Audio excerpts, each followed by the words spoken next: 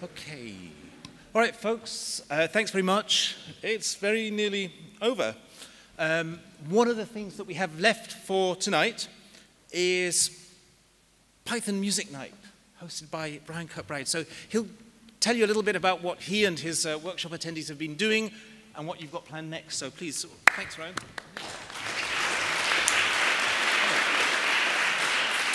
Thank you so much.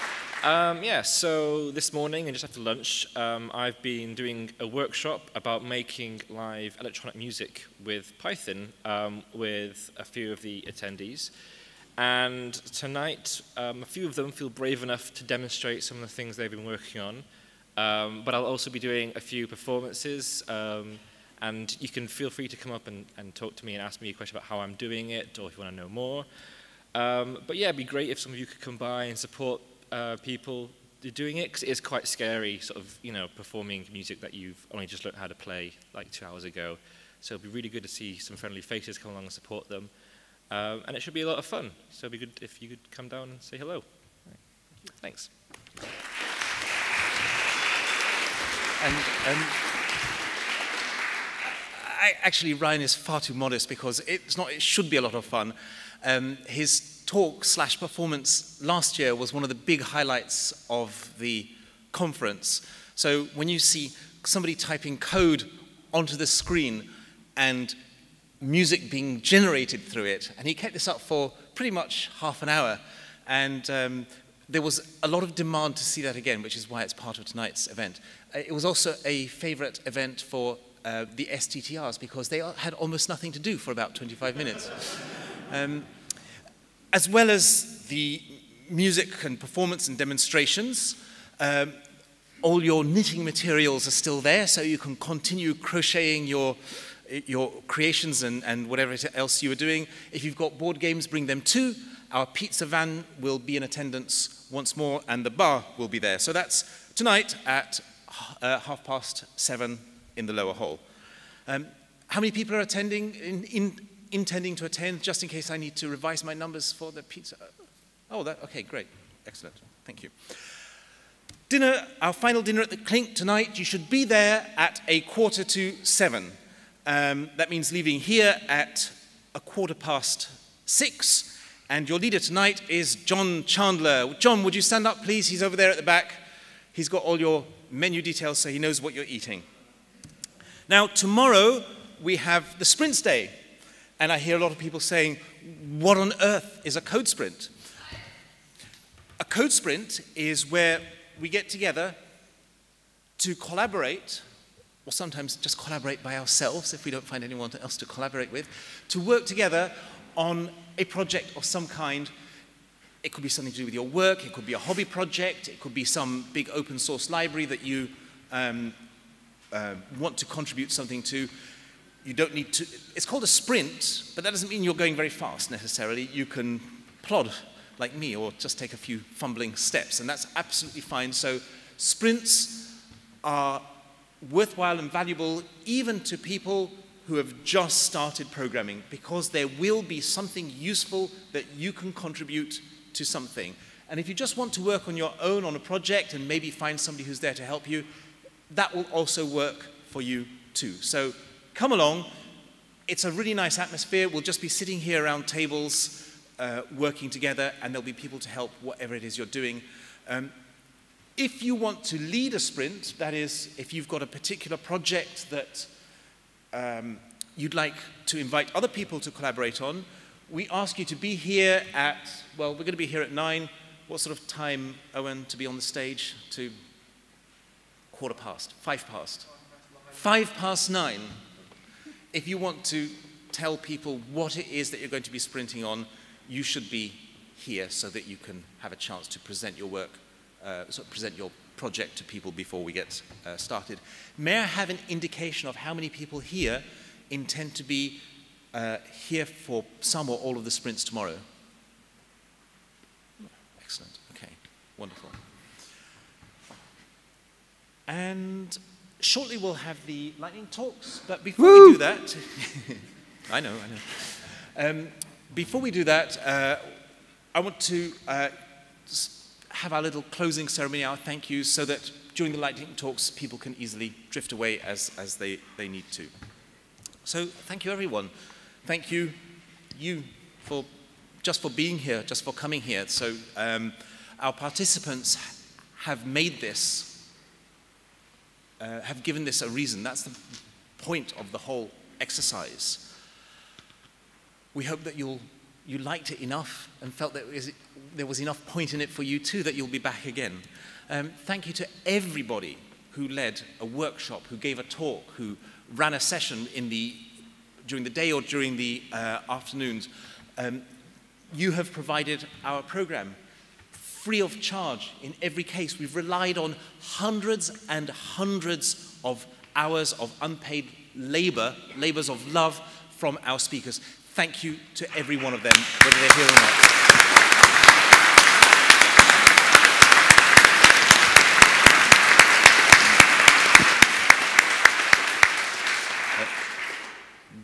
You could pay people a lot of money and you wouldn't get better material for a conference than some of the things that we've been presented for nothing. Thank you to our sponsors, because they paid a substantial part of your ticket for you, and they made this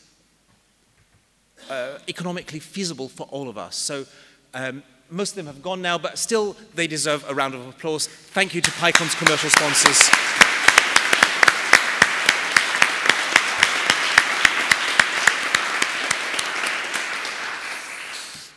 Thank you to our essential service providers. The creche, what are you going to tell people about when you tell people about PyCon UK next year? Pardon? The creche, that's right, you're going to tell them about the creche. That's a really important thing for us. We want to see more children here because it means more people are coming who otherwise would not have been able to come. Thank you to City Hall, who have done such a super job. It's one of the reasons why the conference keeps coming back here, because we can rely on City Hall. Thank you to Ben, who's been sitting patiently in the corner looking after the AV. And thank you to our STTRs, who have been doing such a super job all week for us.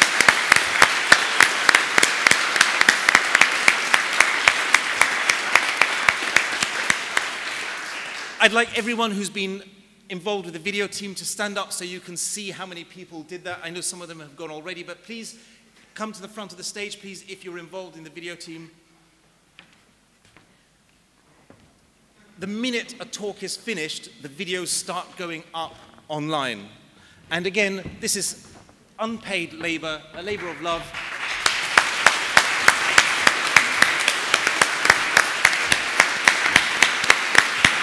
Actually, I know for a fact there are more people than that, because anybody who has sat behind a camera, there's Zara over there, there are some more people.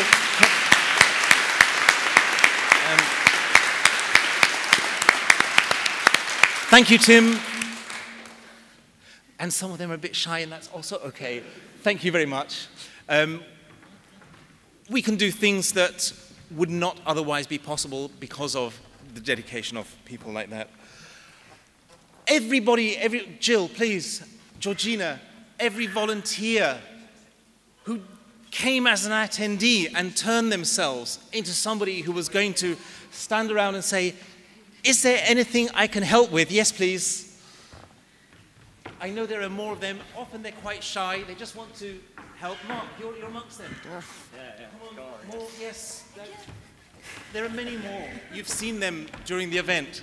These are people who just want to be there and to be part of the conference by lending a hand in whichever way they can. Yes, John, come on, don't be shy to come up. We're so glad to have a community of people like this, because it's a really important part of the nature of our conference. Thank you.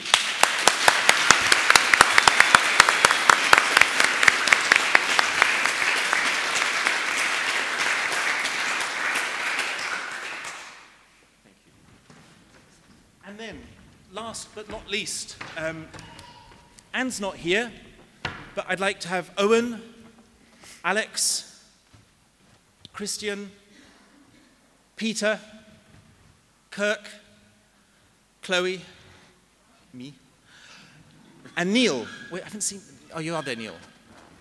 We haven't come in order. No, that's okay. Good.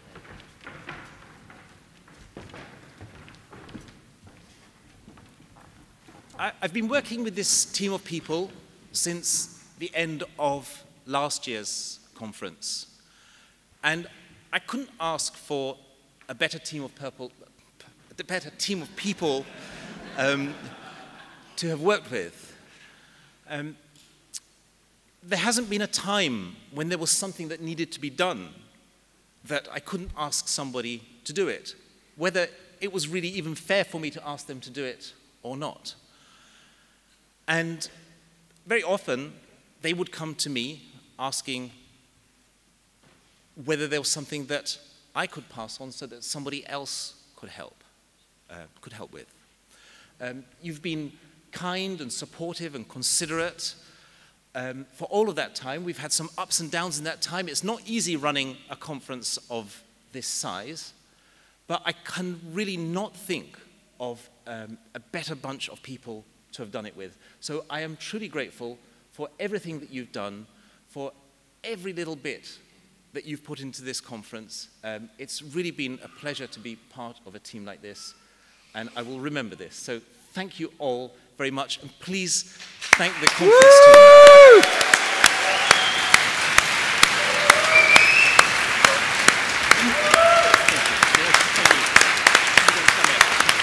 So, you want me to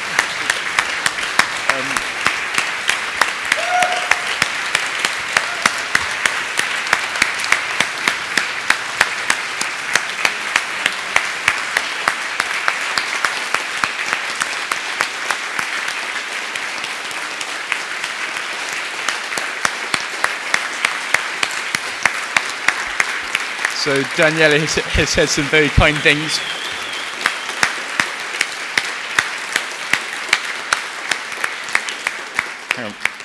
Daniela has said some very kind things about us, but I think we all know that the conference couldn't and wouldn't have happened without his tremendous dedication, not just this year, but his work in the Python community in the UK for the last 5 years and more has been a huge part in making this conference and this community what it is. And these last few days have been just sort of the tip of the iceberg of that. We've all learnt a huge amount from him. We're all incredibly fond of him. Yeah, I want to say sort of thank you personally, and I know all the team are, we feel privileged to have worked with you. And yeah, I just want to say thank you.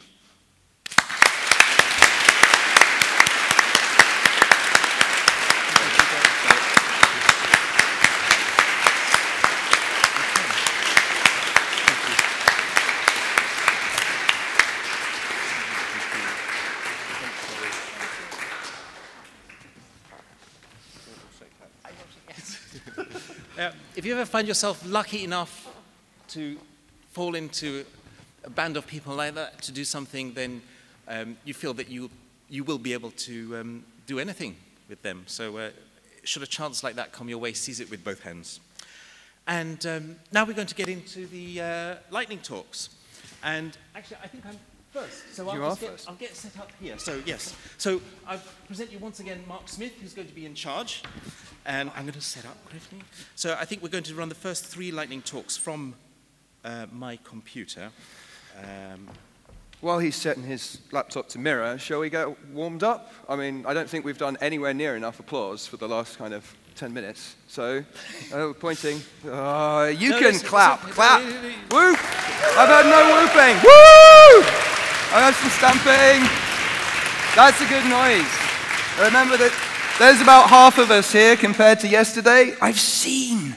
There's about half of people, so we need twice the applause from each person. And I will be watching you all for the rest of the evening. Daniela, take it away. Thank you very much, Mark. You know me already. So we're very lucky here. We have an attendee who's come all the way from Namibia, one of our African, I think it's our only African attendee this year.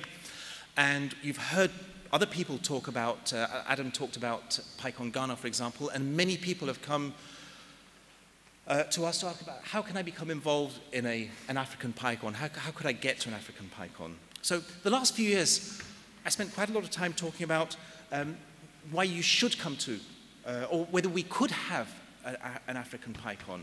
And then it became, yes, now we have African PyCons, how can more people come to them? Why should more people come to them? And now the question is, how do I get there? Because people do want to come. And I'm going to be addressing that question from the perspective of most of you, which is that is of a European or at least Western Pythonista who's interested in attending. And it's obviously quite a different prospect from that of going to a PyCon in Germany or Slovakia or even the USA, because most people have less personal familiarity with Africa. So getting there, as Adam pointed out, is very easy. You head out of the front entrance and you mostly go south. And it doesn't actually look like a very easy walk. And it turns out that Google Maps thinks that Africa is a remote region of Tanzania, which is not even on a marked road. And one does not simply walk into Africa. If one has any sense, one takes the plane. But I guess you knew that already, and that wasn't the important thing. So let's start here. Africa.python.org. It's an official page on the Python, under the Python banner, /get involved. And you'll find an email list, join the email list, or actually ask me personally to join the Slack channel for PyCon Africa. Now, what you need to do if you're interested in going is to talk to people. People traveling to African PyCons and the local people actually organizing them. And if you're planning an African Python adventure, I strongly recommend that you have a traveling companion. And it might be a Peter, or a Luke, or an Adam, or if you prefer ones without beards, maybe a Vincent. But any kind of adventure is much better when you're doing it with a companion. So you need to talk to people in advance to find somebody who's going to, or a group of people who will do it with you. All adventures are better with an adventure companion. And you need to talk to the organizers. And you can do that because I mentioned the email list. I'll give you the link again, the Slack channel and so on. This is Abigail from Ghana, one of the organizers of PyCon Ghana. You could talk to Jessica from Namibia, or Anna from Zimbabwe, or Marlene from Zimbabwe, and Aisha from Nigeria. And they're very generous. Even men are allowed to be in charge of PyCons in Africa, so you could talk to Muhewe or Murangi from Namibia. And it's important to talk to them so that they can help you, because you want to get the best experience out of your adventure in Africa. So, for example, they'll help you find the right place to stay. They want to do that because they want you to come and visit. Or even better, you know, visiting a market in Ghana, in Accra, is an amazing experience. But visiting a market in Accra in the company of Noah, who takes you around the stalls, who negotiates with you, teaches you the art of Ghanaian negotiating in markets, who helps you choose the right kind of fabric for your Ghanaian shirt, and then takes you to the tailor in the next warehouse and negotiates with the tailor so you get the best possible deal on your tailor-made shirt, and then takes you to the next stall to buy something that only a local would be able to advise you on. That's a really special experience. And that will be possible if you've made these connections in advance. And you need to talk to them so that you can be useful too, because you don't want to just turn up and see what happens. You want to find out what they need, what they're looking for in terms of talks and advice and workshops, so that you can help them in the best ways possible solve the problems that they are trying to solve, because they're already involved in projects that they want to do things with. Even challenge them to rock, paper, scissors. And this is Africa.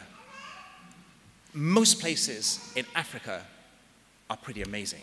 So you can make plans to make your trip even more memorable by talking to people, because once you've been down a Namibian desert road, you will have it in your dreams, because it will make such an impression on you. There will be opportunities to see and do things that otherwise really wouldn't be available to you. And it's expensive going to some of these places. Not so much Ghana, but certainly Namibia is a terribly long way away. So you can ask for financial help should you need it. If you're going to be there and you're not just going to be a passenger, but going to be a full participant, taking part, giving value to the local community and event, you can talk to organizations like the Python Software Foundation, the Django Software Foundation. The UK Python Society has also sponsored, given small grants to people to help them go to African PyCons. Start talking to people and you will find out what's available. You need to plan well ahead because we don't want people going who are paying twice as much for the airfare because they left it until the last minute. We'd like people to be well prepared so we get the best value for the little money that there is in this community. So, talk to us. I mean, me, to Vincent, to Nicoletta, to Helen, to Muhewe. There are people around who have been, who will be happy to talk to you at the sprints or online. You can start there. Send me a message on Slack if you want to be added to the PyCon Africa Slack. It would be great to see more people at African PyCons. I really feel that 2019 is going to be the year that we see a big surge in people at African PyCons. So that's how to get there. Thank you very much. Ferro is next. Ferro, can you come up? So we're going to run a couple from the same laptop, so I don't have very much to do except for wander across the stage, go and sit down at this table, and look at all you lovely people. Hi. Yeah, that's fine. Do you want to zoom in? Arrows work? I think so. Yeah. Okay, good evening, everyone. My name is Ferro. I work in the Office for National Statistics as a data scientist. But that's not what I'm going to talk about. I will talk about Toastmasters. So, does anybody here know what is Toastmasters? Can you raise your hand? Ooh, wow, actually quite a lot of people. I didn't expect that. And the rest of you, do you think it's a Python library to connect to the toaster machines? Okay, at least a few people. Unfortunately, that's not the case, but it's not even related to Python, but it's still very useful. So let me explain what it is. So Toastmasters is a worldwide non-profit organization that helps individuals becoming better public speakers and leaders. And the way it does this is through club meetings.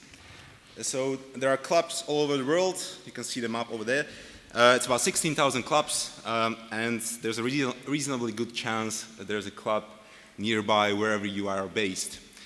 Let's talk about these club meetings, how they work. So this is a picture from our club in Cardiff Toastmasters, a bunch of friendly people, laughing and smiling most of the time. It's about 20 to 30 people that meet roughly twice a month for a couple of hours. And the main ingredient of these meetings is that it's kind of self-organized, right? So what I mean by this is that there's nobody that would come outside of the members of the club and would teach the members how to do public speaking or the leadership skills. It's the members themselves that learn from one another, mainly through the means of feedback, observation, and especially practice. To give you an idea, there are several meeting roles. So for example, one of the meeting roles is a chair of the meeting. That's somebody that will basically drive the agenda, will introduce everybody else, lead on the clapping, etc. It's a very useful skill to have. Then there's usually 3 or 4 speakers that prepare speeches in advance. These speakers will deliver their speeches, and then there's evaluators for those speakers that give them valuable feedback. And at the same time, they actually learn how to give that feedback. Okay, so again, very useful skills to gain. It's a format that works for a long time. In fact, it's been working since, I think, 1924, the organization. It's very much time proven. And one thing I want to stress is that it's a very supportive environment. So if your way of thinking is that, oh, I'm not a public speaker, I shouldn't come to these Toastmasters, well, you should be thinking again, because that's the best, or that's the perfect place to actually learn these skills or improve them. So very much supportive. I kind of think it's very similar in the way we respect each other. We have the mutual respect for each other, like here in PyCon. So very kind of similar type of atmosphere. So if this sounds interesting to you, you would like to give it a go, well, there's a good opportunity coming up just tomorrow, 6:45 in the city center of Cardiff. That's where we meet, Quaker Meeting House. But if you just Google or find us on Facebook, you'll find all the information you need there. It's free to come as a guest, just to observe, make your own mind whether you like it or not. Feel free to talk to me after this talk. My name is Fero, but the badge says Franciszek, so if you manage to pronounce it, that's extra points as well. And yeah, and as I said, there's other clubs all over the world, so if you just Google for those around you, I'm sure you will be able to find something reasonably close. Finally, if you like more motivation or inspiration, I suggest you Google that guy over there. That's the world champion in public speaking in 2014. Right? So if you just Google that and watch that video, it's just 7 minutes long. I'm sure you will want to give this a go. Thank you very much. Thank you to Fero. So Mark, you're next. If you'd like to come onto the stage.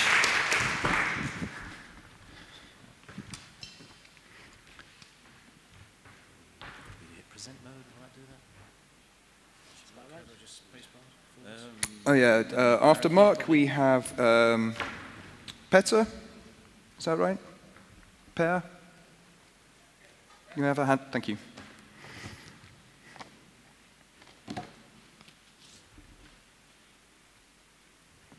Take it away, Mark. Okay. In the beginning, there was Python 1. Python 1 was a small little scripting language you probably have heard of. And it was small programs. It didn't really matter about performance. And then this century, along came Python 2 and the perils of random Google image searches. Now, Python 2 is a major programming language, but it's still slow. So, before we go into the history, a little bit of theoretical background. This will be very brief. Okay, so in order to make our Python faster, we want to pay attention to what's called the hot parts of the program. That's the bit where all the work is. Often you have a big program and there's little bits of it that run a lot. We want to optimize those, don't worry about the rest of it. Well, worry a little about the rest of it, but mainly the hot parts. So generally in the theory we can optimize with a whole bunch of optimizations, but we can characterize 3 key things. Specialization, which is where our code is designed for the types of what we see. So rather than have like generic operations like add things, it's like add 2 integers or add 2 floating point numbers or stuff like that. We can try and do what's called virtualization, unboxing, deferred object creation, a whole bunch of net terms for this, which is just not moving things into memory, back out of memory, back into memory, back out of memory when we can just keep them locally. And compilation. Often you hear about JIT compilers, JIT this, JIT that, if people are talking about optimizers. JITting is just one aspect of the optimization. So, back to the history.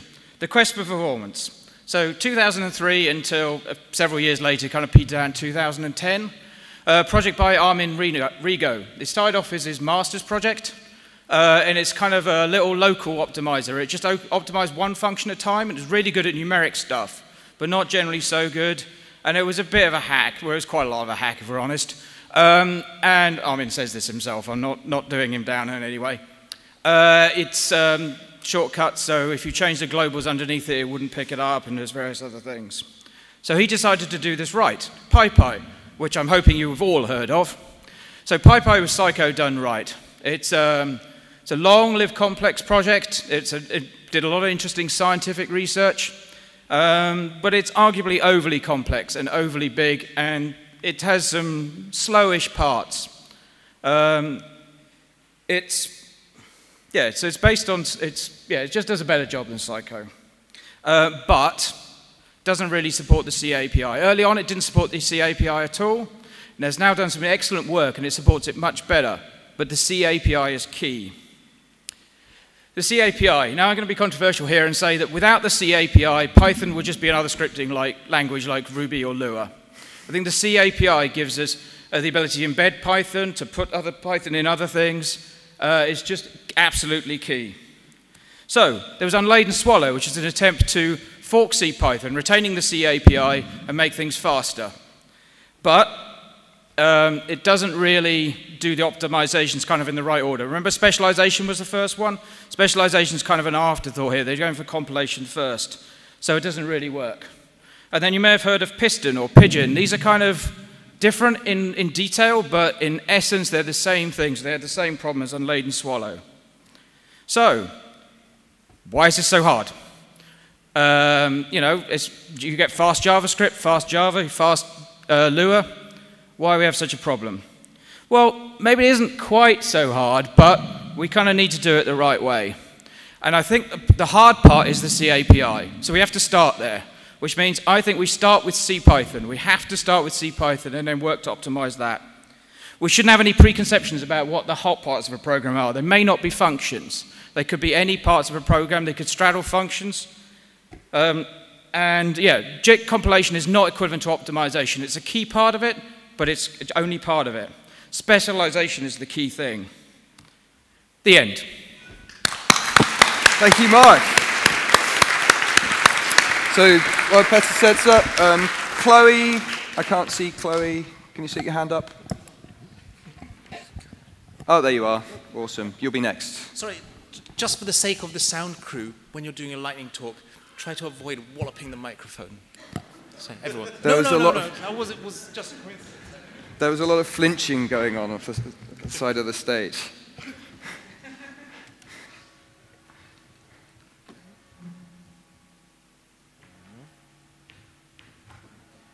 That's appropriate given the background sounds. No, the other side. Yep. Almost. Yes. Yeah. Good. Take it away. Yeah. Good evening, ladies and gentlemen. I'm going to talk about free APIs, and you get what you pay for. My name is Petr Stehlik. I'm a KiwiCom Python engineer. I work at the finance team, but I don't do accounting. And you can find me on Twitter, and you can email me if you want to. So, story time. Imagine you're a small startup. You just started to develop your product, and you need some things to do, but you don't want to program it yourself. So you just Google some things for a while, and you find this super duper free API that will do all the work for you. So you say, heck it, yeah, let's use it. You know, it doesn't matter. It's free, so we can change it anytime, right? So you use it. You integrate it into your product, and just forget about it. It's done. A couple of months ago, so you're developing the product. It's become a huge beast in that moment, yeah. So code depth is there. And boom, overnight success. Millions of customers are flowing onto your website and ordering your product. But come on, there are no orders or money on our account. What is happening? So we wake up in the middle of the night, and suddenly we find out that the free API that you so much loved in the beginning is down. What you're gonna do is the backbone of the project. You rely on it, and you have nothing to do about it. You can just lie down, try not to cry, and cry. This is a really sad story, how your business can go down in seconds. This is actually not this scale, but it actually happened to us in KiwiCom quite recently. We couldn't notice it, fortunately, but it was there. And the main takeaways from this story are quite few. Get an SLA from the API provider. Service level agreements are really, really, really needed in this case. If you rely on the API, always get an SLA. Free is not always free, or usually is not. Be careful about what you're getting for that price. Yes, it can be super cheap or even free, but eventually they can just turn it off or change it in a way you can't use it. Test properly all edge cases of your product.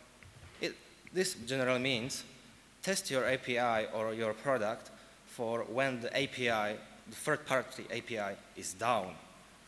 With all the error codes, with all the error messages in the responses, because quite often what I've seen is that you have a REST API, it returns you HTTP code 200, and there is this beautiful little word in the message error. What you can do about it, you know? You just check for the HTTP codes.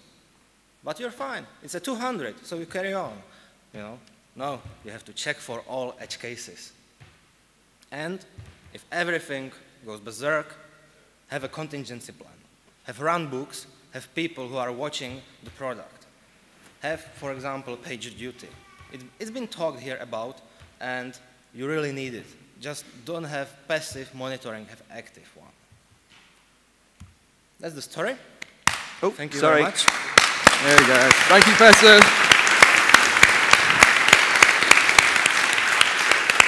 So, Chloe, while you set up, can Henry stick his hand up? Thank you. You're next. So I've got no slides because I shamefully forgot my laptop before coming to a programming conference. So I'm going to talk about pigeons to start with. There was a gentleman back in the 50s who put a bunch of pigeons in a small box and gave them a button. This was several pigeons. They all got a button, and they all got what was a hatch. They hit the button, and food came out. They learnt the fact that the food popped out every time they hit the button, so they would repeat this to get their dinner. And then he changed it. So on some pigeons, they would get it every 2 times they hit the button. Some pigeons would get it every 5 times. And for some pigeons, they only got it 1% of the time. Now, the pigeons who went most insane were the ones who only got it the 1% of the time. There were ones which hit the button 2.5 pecks in 2.5 pecks per second for 16 hours straight.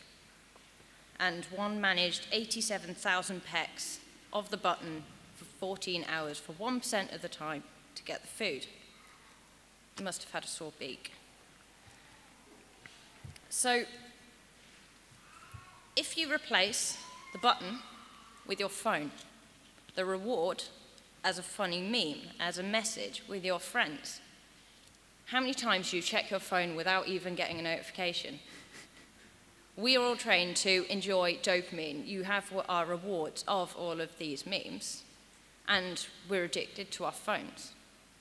Just like pigeons, we've been trained by the companies such as Facebook, all of our messages. We are trained to hit the button and hope that we get something back that we really want. We are the pigeon, it's just a different box.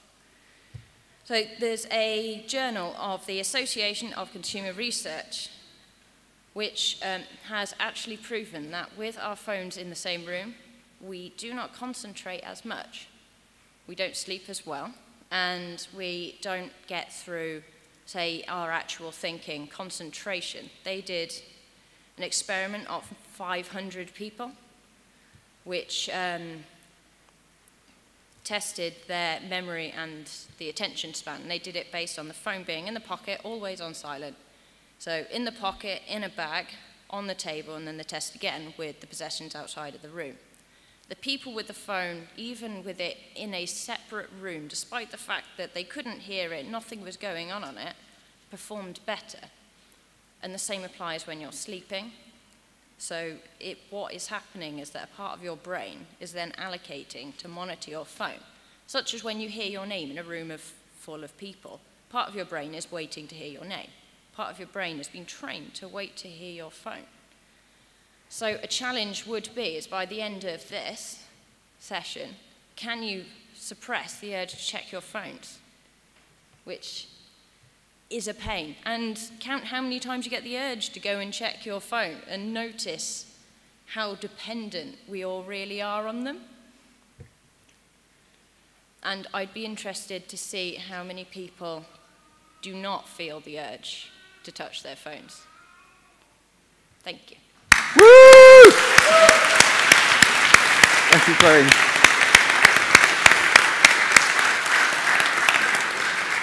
So while Henry sets up, can Julia stick her hand up so I can see? Fantastic, thank you. You will be next. Is Lillian here? Lillian Nandi? No? Okay, well that settles that one.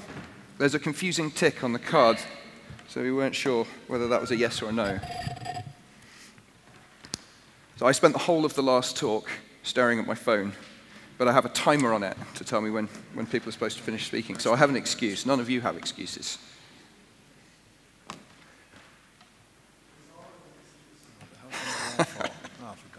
Is it a good excuse?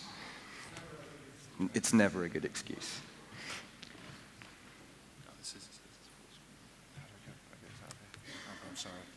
They never do the right thing when they're plugged in. Always get the wrong screen. We're so close to projectors just working. What the hell? I shouldn't have said that out loud.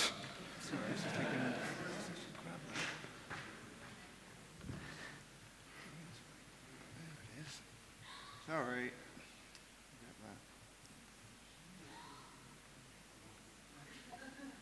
Right, made mode displays. Now you can open your thing and you'll be away. Who's had a great conference? Yeah? Oh, you got to raise the hands. Go, Henry. Okay, hi, my name's Henry. I'm a PhD student at Cardiff University in mathematics, and today I'm going to talk to you about evolutionary dataset optimization. Or rather, it's a library that I've been building in Python that allows you to do this. So we'll start with an example. So a very, very simple example. We're going to try and optimize a simple function, and that function is f of x equals x squared. We already know what the optimum of this function is. It's 0. But yeah, here's some code using the library that allows you to do that. So we can import the library. It's called edo, and we can assume that our numbers are normally distributed. We can define our function x squared, which takes this, it squares the value. We set up some parameters around the problem in the context of the problem, and then we run the algorithm itself using these parameters. And we can look at the results of these things using NumPy, so we can look at our best guess as to what that is. And after 10 iterations, we get a guess of minus 0.015722, which isn't great. Not great at all, really, but we can also see some information about that guess. And if we look at the results, actually, it's pretty good. The algorithm is working. We've got a few guesses, and eventually, as time goes forward, moving through these epochs, we see that we're getting closer and closer to 0. So we know it works. But why bother doing that? It's a ridiculous way of optimizing f of x equals x squared. Like, we all know how to do that. There are far better ways of doing that in Python. And the reason why we did that is because this isn't what this library is for. This library isn't for optimizing simple functions like that. So let's try something a little bit harder. So let's consider the task of finding two sets of numbers that are perfectly correlated to one another, where one of the sets has to be discrete, so integer, and the other has to be continuous, so just real-valued numbers. And in a similar way to before, we can formulate this problem using edo, and so we take our favorite linear regression model in Python, so I'm using SciPy's lin regress. We're taking the R value and then we're squaring it, and that will give us a good measure of how correlated two sets of numbers are. And so we've run it through the algorithm here, so we have 100 guesses at a time using our R squared function. We're saying that we have between 10 and 50 numbers just for the sake of computation, and our numbers are either normally distributed or Poisson distributed. We're looking and run it for 50 iterations, and we're trying to maximize our value of R squared. And if we look at this, we can see our best individual again using NumPy. And matplotlib, we can actually look at the scatter plot of this, and this is the bit of code that allows you to do that. And that's what it looks like. So after 50 iterations, we found a set of numbers which has an R squared value of 0.9964, which is pretty good. It's almost perfect correlation. And if we look at the progression over time, we see that although it's a little bit noisy towards the end, it does actually get to a value of 1 or very close to 1 very, very quickly. And so yes, what is edo? What is it really?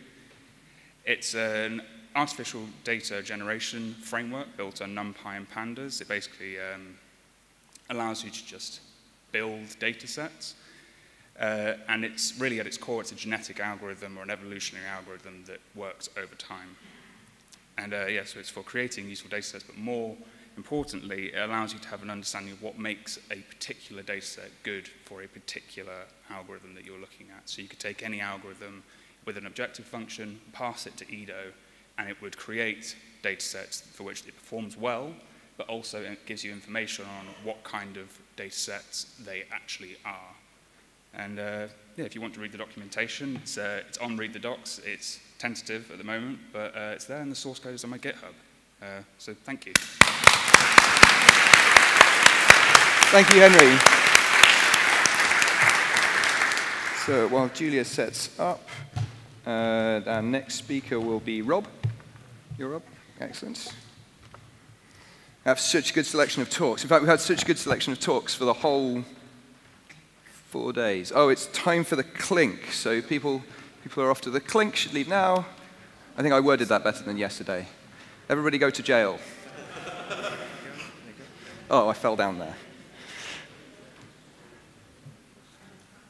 Why the viola is awesome. Okay. So, hello everyone. My name is Julia, and I play the viola. And today I'm going to tell you why the viola is awesome. So I'm sure most people here have heard of a violin. This is a violin. It's a very popular instrument. It's a very beautiful instrument. A lot of people play it. A lot of people have heard of it. And I'm sure most people have heard of the violin's close cousin, the cello. That's the one that's on the ground. You have to sit down while playing it. So this is another very popular instrument, very beautiful. In fact, a lot of people who are very proficient at playing these instruments make lots of money, and they're seen as being super cool and really awesome. But what a lot of people don't know is that there's another string instrument out there that makes these string instruments even better, and that is the viola. So it looks like a violin, except it's slightly bigger and better. And really, it's the ultimate support instrument because it takes the role of playing the rich, beautiful harmonies for any kind of ensemble. So the viola also uses its own clef because it is so awesome. So a lot of people actually underestimate just how awesome the alto clef is. This is an alto clef. And that's because it's not one of the normal two clefs, the treble clef and the bass clef. But let me show you something. This is middle C on the treble clef and the bass clefs. This is middle C on the alto clef. It's in the middle. Middle C is in the middle. Enough said about that. So the viola is also awesome, and a lot of really famous composers throughout history recognize its awesomeness because they all played the viola, but you don't really hear about that. So by now, I'm sure you all realize just how incredibly awesome the viola is. I'm sure you all love it now, but there's a problem. Violinists can sometimes be very, very envious about the awesomeness of the viola, so they kind of like make fun of it, and yeah, it can be kind of bad.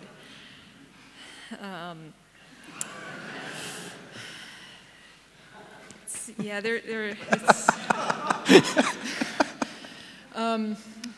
yeah.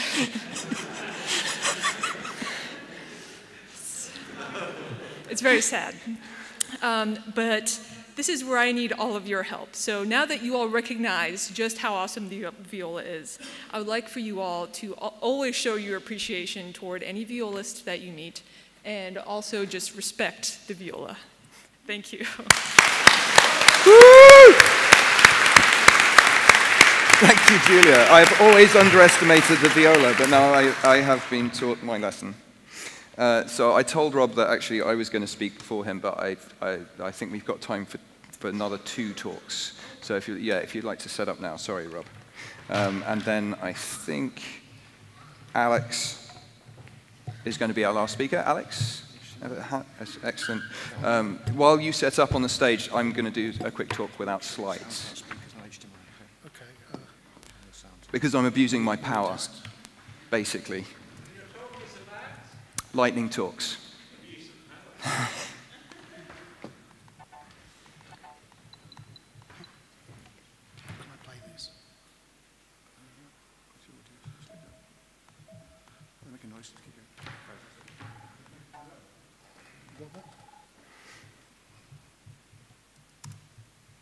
So who learned something new in the last 4 days? Who didn't learn something new in the last 4 days? We actually have some hands. Sorry, You people are too smart. I know what to do. Who made a new friend? Who didn't make any new friends? It was the same person. Welcome back to the channel. For as long as I've had this channel, I've been getting good. Asking to do a video. We don't have to watch that. We have to watch this, though. There's a video we're going to be watching. Yeah, okay. Is it not? Everything was going so well. And then I made a mention of the fact that everything was going so well. Yeah. Okay, cool. Okay. Lovely. Now we were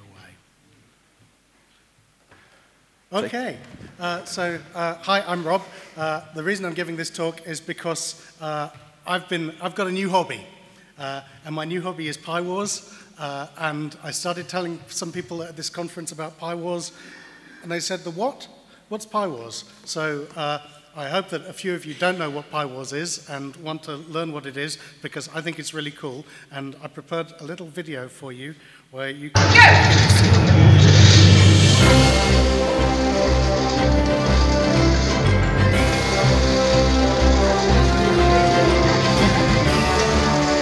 Last year's event.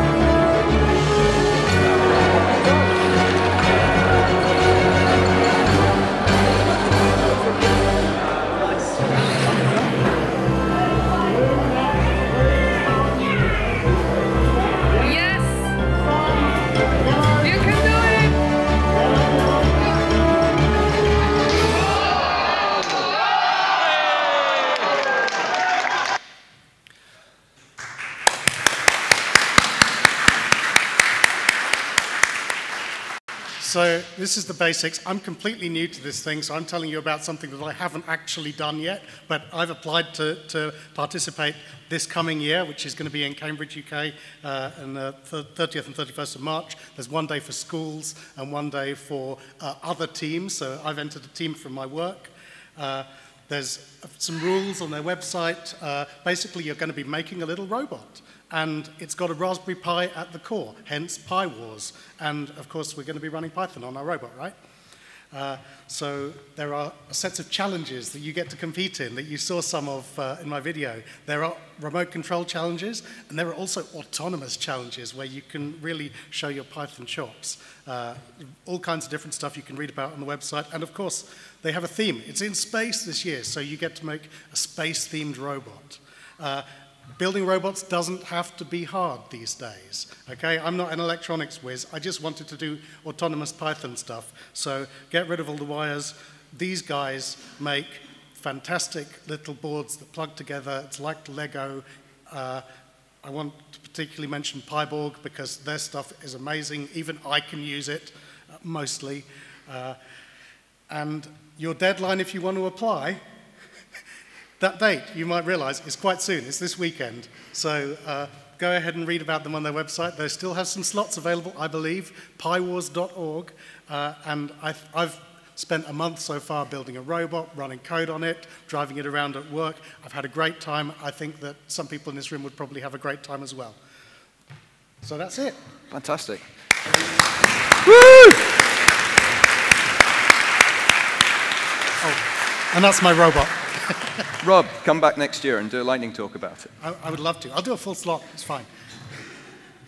So what Alex sets up, I'm going to, as I say, abuse my power and do my own lightning talk.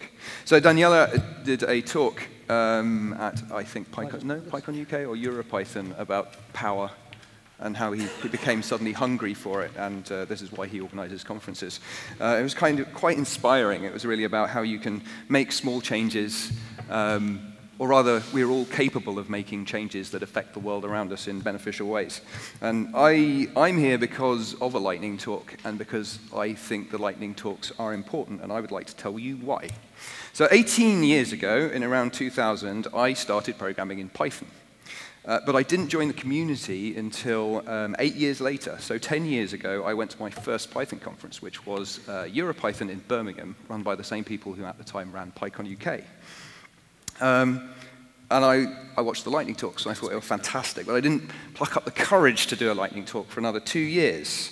And I gave a lightning talk in Florence, and I had been working on it quite a bit before. There's no need to point, by the way, this is my time. So I worked on it beforehand, so I didn't do it during the conference. So I put quite a bit of work into it, and then I stood up on stage, and my hands were shaking, and I could barely speak. And then I said a thing that I thought was funny, and some people laughed. And I thought, oh yes, I like this. And I got through to the end of the lightning talk, and then I got applause, and something in my brain cracked. And I just thought, I want to do this all the time from now on. And that led to more lightning talks, it led to full-length talks, it led to workshops, it led to a whole bunch of things. And it led to a new job. I took up a new job 2 years ago, which involves traveling to conferences all around the world. So quite a few people know me here, actually. Because I gave a lightning talk, and it broke my brain, in, I hope, a positive way. So a lightning talk changed my life. But why do I think the lightning talks are so important in general? So, I mean, we've listened over today and the last 3 days, we've listened to lightning talks about command line utilities that we might find useful, about Python libraries we could use to make our programs better. We've learned how to better decide where to go for meals. We've learned what happens to poo after you flush it down the toilet. So what is it that makes these important? They're sharing. They are, within this community, they are sharing of interests, knowledge, things we find funny. They create our shared set of values. They are the sound of a Python community when it's the sound a Python community makes when you let it speak. Now, Owen, this is my revenge for him tricking me to standing onto the stage for 4 hours. So Owen, you've seen around the conference, wanted more first-time speakers in the lightning talks. And then he decided the solution was having 2 buckets on the registration desk. With these 2 buckets and some index cards, he increased the number of first-time speakers. He allowed us to kind of selectively insert more first-time speakers proportionally into the lightning talk program. And this is spreading. It's spreading to Django cons around the world. I've just been to PyCon Australia a month ago, and they're using the same system. So it's allowing more people to experience a stage in a friendly community environment than ever before. So it's changing the sound that the Python community makes when you ask it to speak, hopefully in beneficial ways, because more new speakers, different people, are speaking.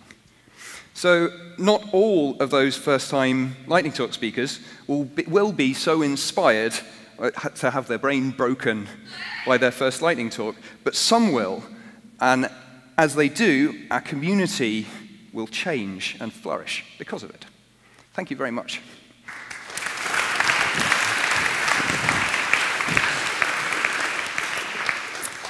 So, Alex, I'm guessing you're ready. Yes. Take it. It's our last lightning talk of the evening. Quick applause, please. Okay, so one thing you need to know about me is that I absolutely love programming. I also absolutely love mathematics, probably because I'm here stood at PyCon and there's mathematics on my title. Those 2 things are not surprising. The third thing I absolutely love is that I love animation. However, I cannot draw to save my life. So today I'm going to quickly show you how I can draw using mathematics. Now, what do I need? I, like any artist, need some sort of canvas. So for me, that's just a grid of numbers. What do I do with a grid of numbers? I choose some sort of rule. So I'm just going to take, so I should go back. So in that grid of numbers, dead center, you've got 0, 0. Bottom left, you've got -1, -1. Top right, 1, 1. So, all the numbers between 1 and 0 crammed into this box. Then I choose a rule. I take the x coordinate, it takes the y coordinate, and I pick the ones that are positive, and then I color them in. Voila, I got a checkerboard. Here we have a rule that describes a circle. Gosh, circles. So here is a circle. Now, here is where things get interesting. That R there controls how big my circle is. If I make that value change, as I move around the edge of the circle, then I can get a lot groovier shapes going on. Now, I can also restrict the minimum radius that I want for my circle. I can cut a hole in the middle, and here we have some sort of gear. more than one rule. Can you tell what this is yet? I still have my circle there on the far end, and then I'm playing about with the angle here on the left. It's Pac-Man. Now, Pac-Man should be yellow, so we'll fix that. There we go, we have a yellow Pac-Man. Finally, I can play with the grid of numbers itself. So instead of just taking plain X and Y values, I'm going to divide all the X values by Y. It makes a big mess in the mathematics world, but we don't care because we're drawing, and I get some sort of hourglass. Now, how was I doing all that? For the past year and a half, I've been working on a project of mine. It's called Stilo. I will be sprinting on it tomorrow if you want to come and join me. I will tweet out a link to these slides because all the code that was powering those diagrams is in this slideshow. And I think that basically covers everything, but I said I love animation, so I'm going to give you an animation.